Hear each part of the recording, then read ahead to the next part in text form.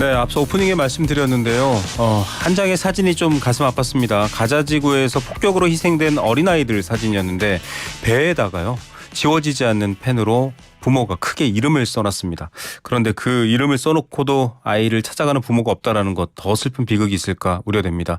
이게 경제에는 어떤 영향을 미칠까? 우리 정부, 우리나라에는 뭔가 불이익이 없을까? 이런 고민만 주로 분석했는데 이 자체로는 정말 일어나지 않아야 될 끔찍한 비극입니다. 과연 지금 이스라엘 또 팔레스타인 중동 상황 어떻게 돼가고 있는지 저희 한번 살펴보도록 하겠습니다. 서강대 유로메나 연구소 박현도 교수 연결돼 있습니다. 교수님 안녕하십니까? 네, 안녕하십니까. 24일 유엔 안보리에서 토니 블링컨 장관의 발언도 그렇고요. 뭐 이란과 우리는 싸울 생각이 없다. 지금 분위기는 좀 더 확전하거나 더 격화되지 말자라는 것 같습니다. 하마스도 인지를 지금 돌려보내고 있거든요. 좀 분위기를 유화하겠다 이런 의도로 봐야 될까요? 이 인질 추가 석방 어떻게 보십니까? 사실 국제사회는 그 어느 나라도요, 확전을 원하는 나라는 없습니다. 네. 확전이 될 경우에는 일단 그 다른 것도 아니고요. 이 중동 지역이지 않습니까? 네네, 그렇죠. 중동 지역이면은 전 세계에 미치는 영향이 엄청납니다. 예를 들면은 이란이 한 내건 조건 중에 하나가 만약에 이 미국이 이스라엘 편을 들어서 헤즈볼라나 이런 쪽을 공격을 하면은 네. 이란은 어쩔 수 없이 호르무즈 해협을 막을 수밖에 없다고 그랬거든요. 그렇죠. 뭐 호르무즈 해협을 막은다면 어떤 일이 생기겠습니까? 원유 수출이 막히죠 다. 그렇죠. 네. 지금 뭐 우리 휘발유가 뭐 1,700원, 1,800원 하는데 호르무즈 해협 막히면 뭐 5,000원, 6,000원 상상하기가 어렵습니다. 네, 정말 어마어마하죠. 예, 그러면 우리나라만 그런 게 아니라 전 세계가 다 그렇거든요. 맞습니다. 그래서 어떻게 해서든지 확전 안 하려고 하는 건데 궁극적으로 여기에 모든 그 결정권은 사실 이스라엘이 어떻게 결정하는지가 달려 있습니다. 그렇습니다. 그래서 지금 주변 국가들은 긴장은 팽팽하지만 그 팽팽한 긴장에는 싸우지 말자라는 신호가 있거든요. 예. 예, 그 부분을 지금 이루었으면 좋겠다는 생각을 하는데 각 나라가 제발 좀 확전 좀 안 갔으면 좋겠습니다. 맞습니다. 뭐 이스라엘도 어린아이들을 포함해서 그렇게 피해를 입었기 때문에 이스라엘 네. 입장에서는 그럴 수 있지라고 할 수 있지만 지금 미국 입장에서도 딱 그만큼의 그 하마스 이 무장 세력을 상대로 하는 작전만 해라. 이렇게 좀 제한적인 걸 계속 요구하고 있잖아요. 근데 미국도요, 지금 네. 메시지가 계속 혼란스러운데요. 네네. 그러니까 확전을 하지 않고 싶어 하거든요. 네네. 예를 들면 블링컨 국무장관도 지금 뭐 미국이 우크라이나 전쟁 때문에 머리가 아픈데 네. 또 전선이 하나 더 열려서 좋을 건 없다 이거죠. 그렇죠. 그러니까 91년, 92년에 미국이라면 전선 2개 열어도 자기네들이 이길 수 있으니까 할만합니다. 네. 근데 지금은 상황이 완전히 다르거든요. 예. 그래서 이란한테도 자꾸만 그 싸움을 하지 않도록 하라고 경고를 했고요. 네. 그러면서도 동시에 지금 미국에서 어떤 얘기가 나오냐면 네. 휴전은 지금 하마스에게만 좋은 거다라는 얘기를 해요. 그래서 이게 지금 읽기가 상당히 어렵습니다. 휴전은 하지는 않는다는 얘기인지 네. 아니면은 지상군 투입을 못하게 하겠다는 건지 그걸 잘 모르겠어요. 예. 그러니까 미국이 지금 보내는 사인이 네네. 사실은 이스라엘 눈치를 보는 게 있어요. 그러니까 이스라엘이 그렇죠. 맞았으니까 네. 보복할 수 있는 건 할 수 있다. 그런데 너무 세게는 때리지 말아라. 그렇습니다. 그럼 세게 때리지 않으면 또 해야 되거든요. 할 수 예. 있다는 얘기인데 그 하면은 또 확정이 되니까. 맞습니다. 지금 사실은 미국도 대통령 선거를 앞두고 있기 때문에 여론을 본다라고 하면요. 이스라엘과 미국은 굉장히 뗄래야 뗄 수 없는 관계이기 때문에 이제 교수님 말씀해 주신 것처럼 모순적인 발언을 자꾸 하게 되는데 이스라엘의 입장은 굉장히 강력합니다. 하마스를 새로운 나치라고 하면 진짜 국제사회 서구 유럽에서는 특히나 뭐랄까요. 뭐 상상도 할 수 없는 사라져야 될 존재잖아요. 게다가 하마스에 대한 파괴는 이스라엘의 권리가 아니라 의무다. 이렇게 지금 이스라엘 외무장관이 말을 했거든요. 결국은 지상전 끌고 들어가서 단 한 명이라도 다 찾아내겠다 이 말인데 이러면 민간인 피해가 없을 수가 없거든요. 이거 어떻게 봐야 됩니까? 근데 지상군 들어가기가 어렵습니다. 네. 1차 작전 실패했어요. 네. 1차로 미국과 같이 이스라엘이 인질 작전을 했는데요. 좀 자세히 보도는 안 됐지만 실패했습니다. 네. 못 들어가요. 들어가기가 쉽지가 않습니다. 희생이 엄청나게 많이 따를 수밖에 없어요. 희생도 있고 다 지하 동굴 형태로 하마스 기지가 되어 있기 때문에 발견도 어렵다라고 하고요. 네, 그래서 미국이 지금 급하게 그 이라크 전쟁에서 시가전에 영웅을 데려왔거든요. 네네. 그런데 이제 이라크의 지형과 이 땅굴을 파놓은 가자는 완전히 다르기 때문에 네. 이거는 미국에는 다시 70년대 베트남의 악몽이 나올 수가 있거든요. 네. 그래서 이제 그게 어려운 점이고, 근데 사실 지금 또 하나 보도 나오는 게 뭐냐면 네. 미국 쪽의 언론 쪽에서 나오는 보도 중에 하나가 이스라엘군이 지쳤대요.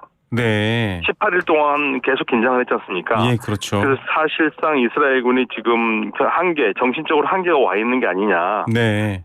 뭐 그렇다면은 지상군 투입은 쉽지는 않을 것 같다는 생각은 드는데요. 네. 그러나 뭐 이거 시시각각으로 변하니까 뭘 이렇게 예측하고 보는 게 어렵습니다. 예. 보통은 뭐 어떤 협상이랄까요? 뭐 우리나라도 한국 전쟁을 겪으면서 긴 협상을 통해서 정전 협정을 했었습니다만 이런 네. 협상의 여지 같은 게 있을지 모르겠습니다. 왜냐하면 아직도 인질 222명을 잡고 있고요. 네네. 또 하마스를 포함해서 이제 그 서한 지구 쪽에 있는 파타도 그렇고 그래도 좀 협상을 해본 경험은 있잖아요. 네네. 어느 정도 책임에 대한 어떤 보상이랄까요? 보상이라기보다는 뭔가 책임에 대한 부분들이 나오면서 협상할 수 있습니까? 아니면 이 상태는 오로지 그냥 보복으로만 끝날 수 있는 건가요, 교수님? 지금 사실은 미국은 협상을 해야 될 겁니다. 네. 왜냐면요, 미국이 지금 가장 걱정되는 거는 미국 시민이에요. 네. 그러니까 이중국적이겠죠. 이스라엘 시민이면서 미국 시민 사람. 많죠. 네. 만약에 미국 시민의 문제가 생긴다면 네.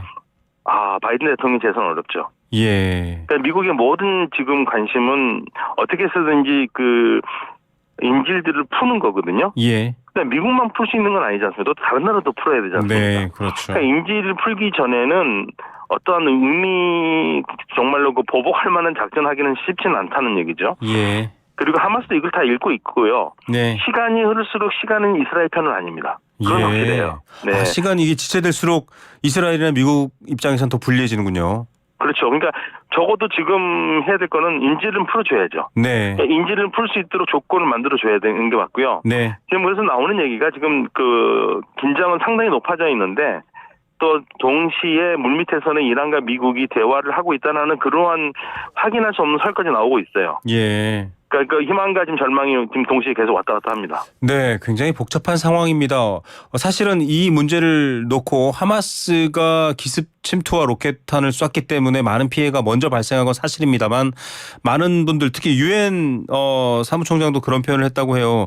이게 진공 상태에서 발생한 게 아니다. 이미 네네. 팔레스타인이 수십 년간 받은 고통과 말할 수 없는 그런 상황이 있다라는 것, 즉 맥락을 좀 보라라는 얘기인데요. 이게 오래됐지 않습니까? 맥마은 벨푸어 선언의 그 모순적 상황도 그렇고 교수님 좀 네네. 설명을 해주셔야 될 것 같습니다. 하마스가 왜 사실은요. 이렇게 대단한 공격을 한 겁니까? 사실은 그 벨포어 선언이 1917년인데 네. 거기까지 갈 필요도 없어요. 아, 네. 실질적으로 93년까지만 가도 괜찮습니다. 93년에 팔레스타인 자치정부를 인정하면서 시작한 거잖아요. 네네. 그리고 그게 잘 갔어야 했는데 못 갔고. 네. 문제는요, 실질적으로 93년에 그 오슬로 협정, 평화협정. 네네. 평화협정을 깨는데 결정적인 역할을 하고 그 반대의 길로 걸어온 사람이 바로 네타냐후예요. 아라파트라는 이름 기억하실 텐데요. 예. 네네. 네네. 그러니까 이스라엘에서도 그 아라파트와 그리고 이츠하크 라빈 총리가 손을 잡았죠. 시몬 페레스의 외무장관을 해서 네네. 세 분이 동시에 그 공동 노벨 평화상 수상한 분들인데 맞아요.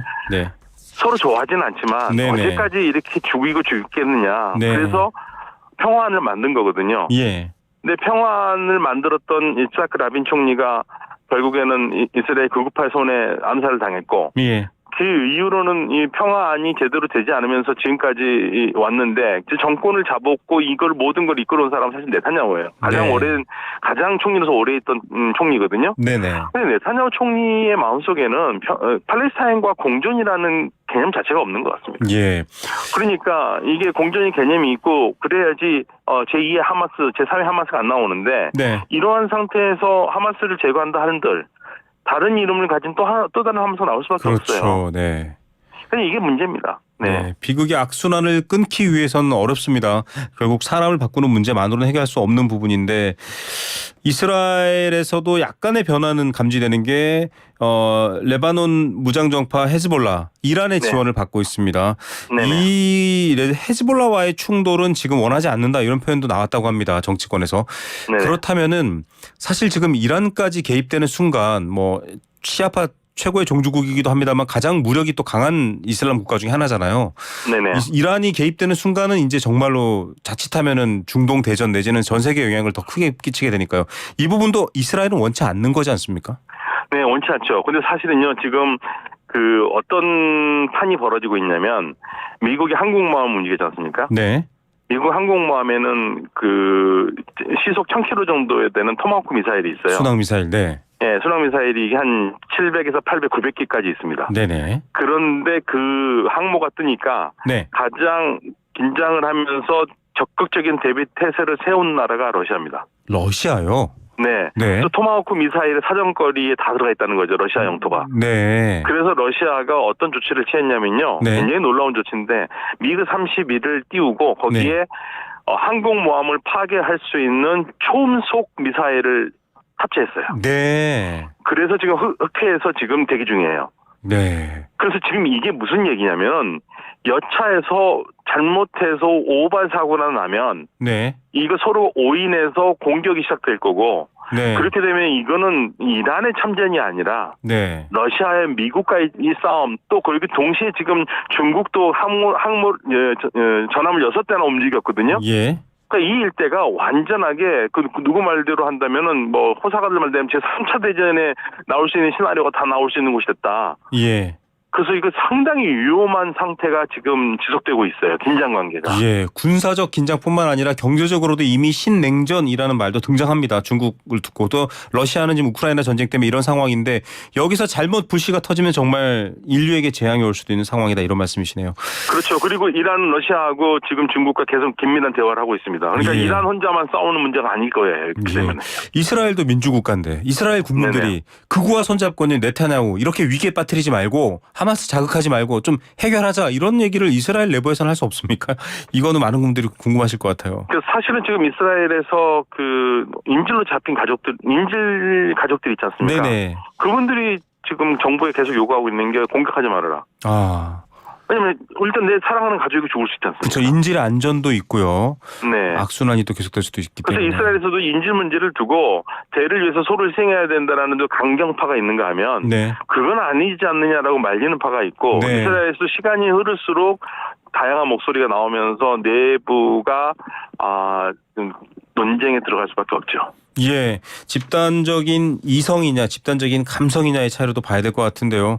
억울하고 또 슬픈 마음보다도 더 이상 비극이 악순환되지 않는 마음 이스라엘 국민들도 좀 그 뜻을 잘 찾아보면 좋겠다라는 바람 가져봅니다. 자, 좀 슬픈 소식 좀 덜 들렸으면 하는 바람인데요. 저희가 또 상황 변하면 교수님 목소리 다시 한번 여쭙도록 하겠습니다. 오늘 말씀 감사합니다. 네, 감사합니다. 네, 서강대 유로메나 연구소 박현도 교수였습니다.